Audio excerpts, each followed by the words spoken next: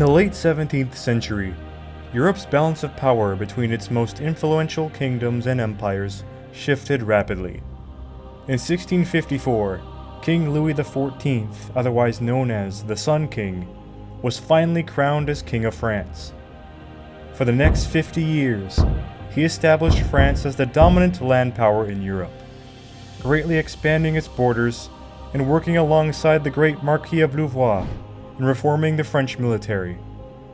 By the year of 1700, the army had become the largest and finest arm of the kingdom. However, the Bourbon king's expansionism created a vast array of enemies, not just outside of his borders, but inside them as well. He was particularly cruel to the Huguenots, the Protestant French living in a largely Catholic kingdom. In 1685, he revoked the Edict of Nantes, declaring all practices of Protestantism illegal in the Kingdom of France. The Sun King then enforced this law by having cavalry dragoons enforce harsh persecution on the Huguenots, planting the seeds for future revolts by the turn of the century. Many of these Protestants fled to neighboring countries, particularly those that were staunch enemies of the Bourbon Catholics. The Netherlands, the Holy Roman Empire, Spain, and now even the British Isles, all of which, except England until recently, had fought countless wars against the French. Wars which had gone poorly or ended in a status quo antebellum. Spain suffered the most from these wars, as its great empire, which spanned from Europe to the Americas and Asia, fell into a rapid decline. Spain was left with its king, Charles II of the Habsburg dynasty. Unfortunately, his poor condition, caused by an incredibly long line of Habsburg inbreeding, left many anticipating his early death from birth. He could not speak until age 4, or walk until he was 8 years old, nor did he hold any mental capacity for education in his youth. During his life, he was constantly cursed with diseases such as smallpox, measles, rubicella, and varicella. His mandible was so deformed that he could only swallow food entirely, leading to episodes of vomiting and indigestion. His famous condition earned him the nickname El Hechizado, or the Bewitched. However, he defied expectations and baffled his overseers by refusing to die for 38 long years.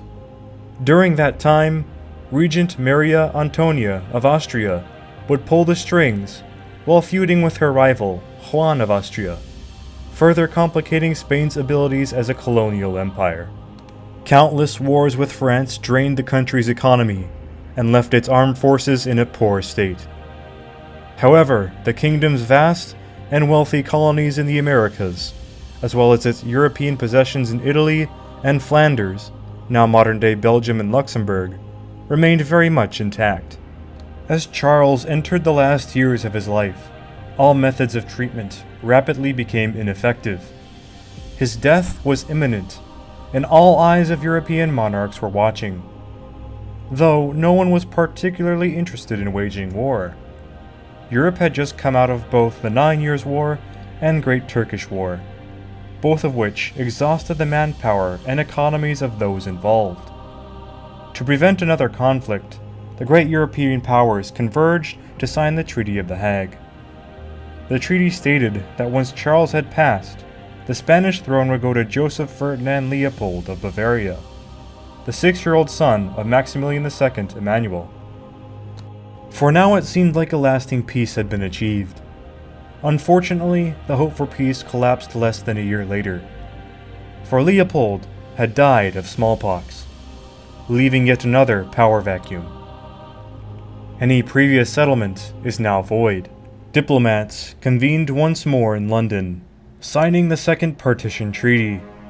In this hasty compromise, it was agreed that Archduke Charles VI of Austria would be heir to Carlos.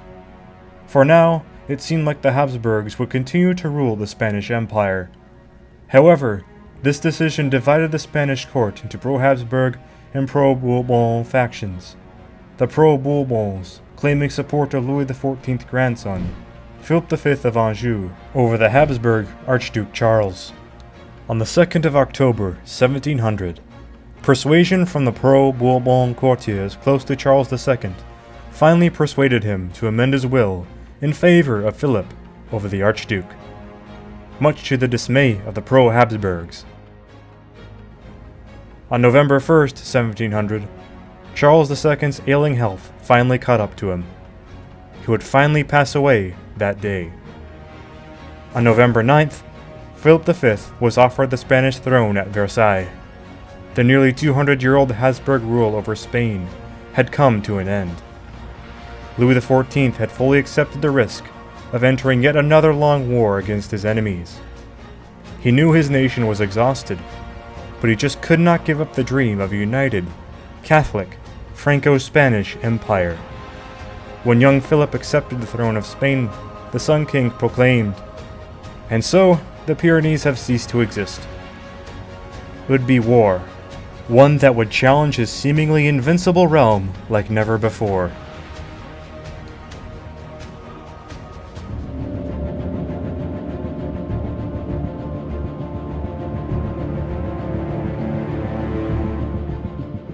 With all efforts of diplomacy ending in failure, the enemies of the Sun King began assembling another large coalition. Leopold I of Austria, the main supporter of Charles VI, became the first to declare war. Although many of their states in the Holy Roman Empire at first declared neutrality, except for Prussia, who would provide mutual aid and 10,000 troops to the emperor. Leopold then requested support from the Dutch Republic under the Stadtholder King William III, who was also the King of England, and would surely bring the country with him to support their Dutch allies, who wished to secure their frontier barrier fortresses from Franco-Spanish occupation. That same winter, Louis XIV signed a treaty with Duke Victor Amadeus II of Savoy, allowing the free passage of French troops into Spanish Milan. His grandson in Spain also agreed to join the war on his side. In the north, he ordered Marshal Boufflers to launch a preemptive march into the Spanish Netherlands and seize the Dutch strongholds, securing the borders of France's new ally, Cologne, and threatening the Netherlands itself. He would be joined by 5,000 poorly handled Spanish troops and 10,000 Bavarians under the Elector of Bavaria, Max Emmanuel II, who would soon fall in favor of siding with Philip V. On February 6th, these forces finally moved in. The poor state of the Dutch strongholds allowed for a relatively bloodless occupation. Meanwhile, in Vienna, riots erupted over the ascension of Philip V to the Spanish throne. Leopold's ministers urged him to act fast. Knowing that war was inevitable, the emperor once again sought the help of one of his greatest commanders, Prince Eugene of Savoy, a veteran soldier who just 4 years earlier smashed the Turks in his masterpiece battle, the Battle of Zenta. He would be seconded by Field Marshal Guido von Stauffenberg, also a veteran of the same past conflicts. When news of French troops passing through Savoy to Milan came to Leopold's court, the emperor's finest agreed that a preemptive strike into northern Italy was necessary. Spain's wealthy, nearby Italian possessions were also a tempting target. In February 1701, French Lieutenant General Tissé, accompanied by Marshal Catina, an able commander and victor of the Battle of Marsaglia in 1691, reached Milan. These men would be joined by the Prince of Piedmont, governing Milan in the name of Philip V. The French army would be boosted by 14,000 Spanish and 5,000 Savoyard troops in the next several months. By the early dawn of May, the Imperials also began assembling an army at Rovereto under Prince Eugene, Field Marshal Guido von Stauffenberg, the Prince de Commercy, and Charles Thomas de Vaudémont, not to be confused with the pro-Bourbon Viennese governor. In spring, the two sides would try to determine each other's next move. Marshal Catina was fully convinced that of all the passes Eugene could take into Lombardy, it would be near Verona, probably about 10 miles or so from it, as he did not expect Eugene to trespass into Venice, a neutral state. He would then move from Castiglione to Verona and establish a strong blocking force there. Eugene had no intention of going through the more predictable, yet safer passage. Instead, he planned a march through the snow-covered Terragnolo and Freda valleys. The terrain there was infamous for being so inhospitable. So rough was it that even the lightest cannon had to be dismantled and brought across piece by piece. Heavy artillery had to be left behind. So discreet was Eugene's passage through the snow that Catinat remained under the impression that Eugene would still fall upon him at Verona. But then he found Eugene crossing the Adige River as the little prince then emerged from the passes with 22,000 men, with which he quickly outflanked Catinat, turning his right flank. Justifiably proud of such an achievement, Eugene wrote to the emperor. It was amazing that an army and its artillery had crossed such dangerous and precipitous mountains where there had been no roads before.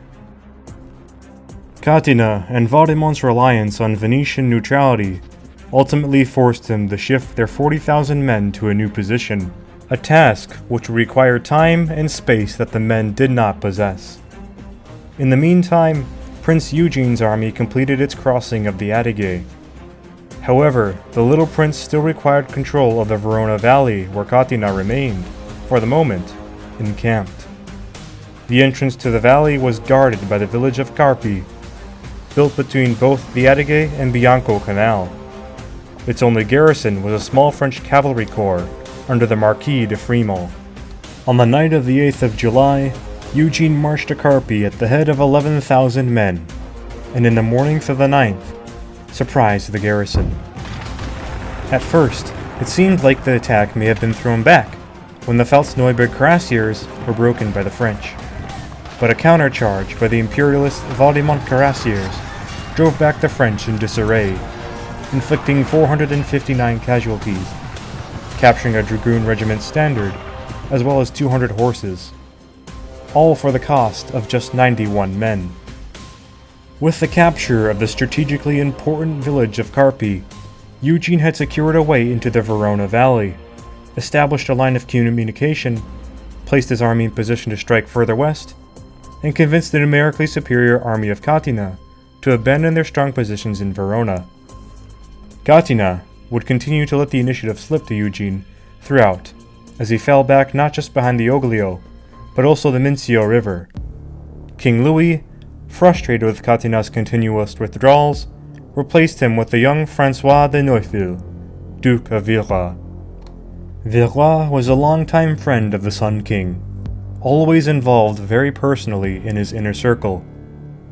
In the lower ranks of the army, he proved a most gallant soldier, but when he took field command of the Army of Flanders during the 9 Years' War, he proved less than able as a general.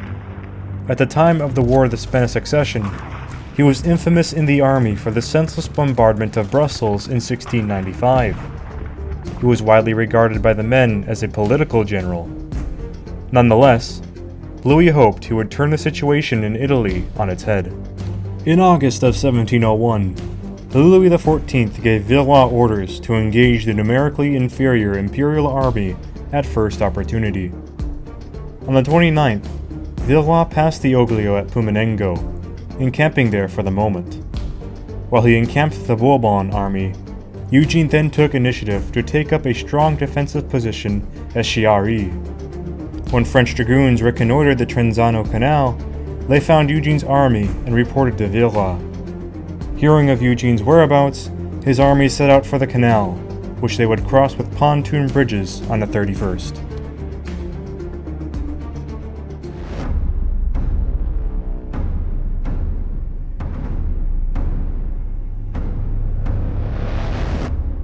In the early morning hours of September 1st, the French army would arrive at Chiari. Around 10 a.m., Villeroy had gone farther ahead than the rest of the army alongside his escort. Most of Eugene's army was hidden by the breastworks and farmland in front of them. So seemingly out of nowhere, an imperialist cannonball was fired at Villeroy's staff. One cavalryman just next to Villeroy imploded on impact. His blood and brains splattered onto the Marshal, who found himself stunned for a brief moment, before urgently ordering a withdrawal. After returning to the main army still en route to Chiari, Villeroy met with his subordinates, Catina and Amadeus II, the Duke of Savoy, and cousin of Prince Eugene. Villeroy then received intelligence from his scouts that Eugene's army at Chiari was far smaller than they previously thought. However, this was not the case. In fact, Eugene had ordered most of the men to lay prone in front of the breastworks, only to spring up and fire once the Bourbon army came close, allowing them to save their low amounts of ammunition. Amadeus and Catina doubted that only a rear guard lay at Chiari, but Villeroy was more intent on following the word of the Sun King very strictly. An attack at Chiari would be made. It wasn't until 11 a.m. when the first line of the Bourbon army deployed 4 brigades directly in front of Chiari. It would be until 2 p.m. for the second line to form a distance behind them. All of their cavalry would be forced to form a third line behind the infantry, rendering them almost unusable for most of the actual battle. The hours it took for the Bourbons to deploy gave Eugene precious time to have his artillery sighted and men prepared. Still, Villeroy was confident that his bayonets could carry the city, and with little objection from his staff, now convinced they were facing a rearguard, ordered the first attack at 2:30 p.m. Villeroy himself led from the head of the brigades Normandy and Auvergne against the eastward defenses of Chiari. Simultaneously, the Duke of Savoy, with 2 brigades, launched an assault against the fortified positions immediately south of the town, just as a thunderstorm developed from the clouds above. It was about 3 p.m. that the brigades Normandy and Auvergne met with the Imperialists defending Chiari. The Auvergne brigade regiments exchanged fire with the Imperialists. The regiments Bourgogne and Normandy, however, continued to bypass these outposts and attack the next group of defenders instead.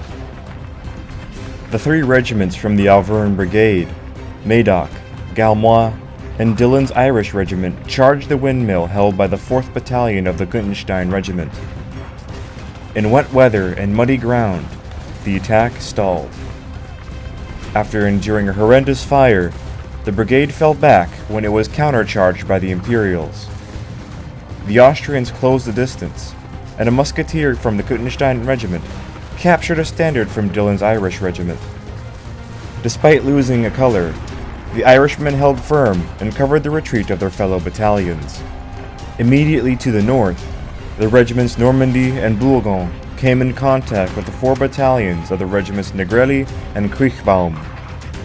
To close the distance, the Frenchmen quickly charged the entrenchments. The Imperialists here waited until the very last moment to unleash a devastating volley. And when they did, it inflicted terrible losses at point-blank range. The artillery batteries defending these positions also opened fire with solid shot.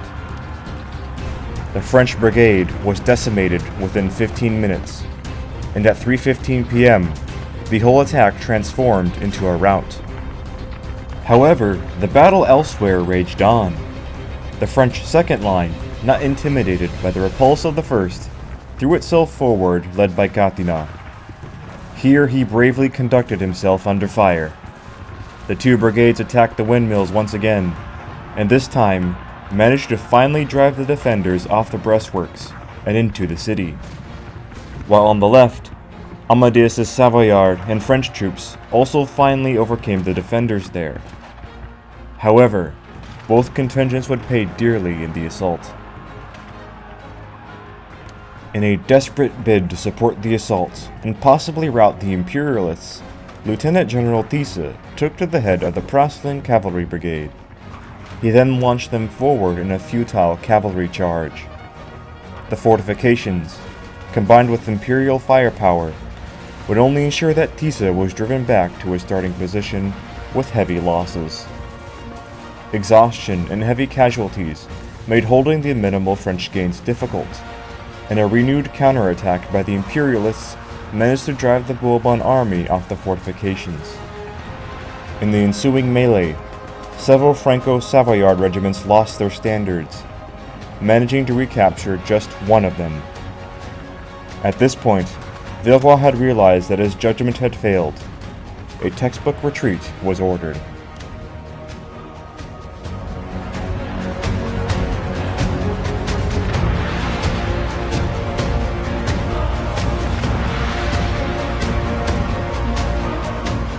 Fearing that the French were not yet finished and intended to make another assault, Eugene waited until the 4th to write his report. In it, he spoke on the bravery he witnessed exerted by the Bourbon army. My post at Chiari, notwithstanding its excellence, was nearly forced by the unparalleled impetuosity of the French. Never did I witness such valor. This allowed Villeroy to safely retreat to Urago, where he would set up for withdrawal to Milan. Despite the orderly withdrawal of Villeroy's army, it was clear that the battle's outcome was nothing short of a major victory for the Habsburg Empire. The battle had been much more costly for their enemies than the Battle of Carpi. Although the battle had been about 2 hours long, the French lost an estimated 3,000 men, including a staggering 200 officers. 116 others were made prisoners. The number of casualties is much greater than you had indicated. I am hurt to lose so many brave men in one affair, wrote King Louis after receiving news of the battle. The Imperialists only suffered a minuscule 36 men killed and 81 men wounded. Eugene's excellent planning and deceptive positioning of his men had won an incredible victory against the odds. The Battle of Chiari became the first major battle of the War of the Spanish Succession. The victory allowed for a renewal of the Grand Alliance, consisting now of Austria and its German states, England and the Dutch Republic. In mid-September, the alliance was made official. In 1702, war would officially be declared. The campaign of 1701 was only one of preemptive maneuvers. However, the campaigning season needed to come to a close. Winter was fast approaching, and both armies needed time to rest, regroup, and resupply. But for Eugene, the road to Milan now lay open. However, the next year would see the war expand onto multiple fronts, and he himself would meet his match. The War of Spanish Succession had only just begun.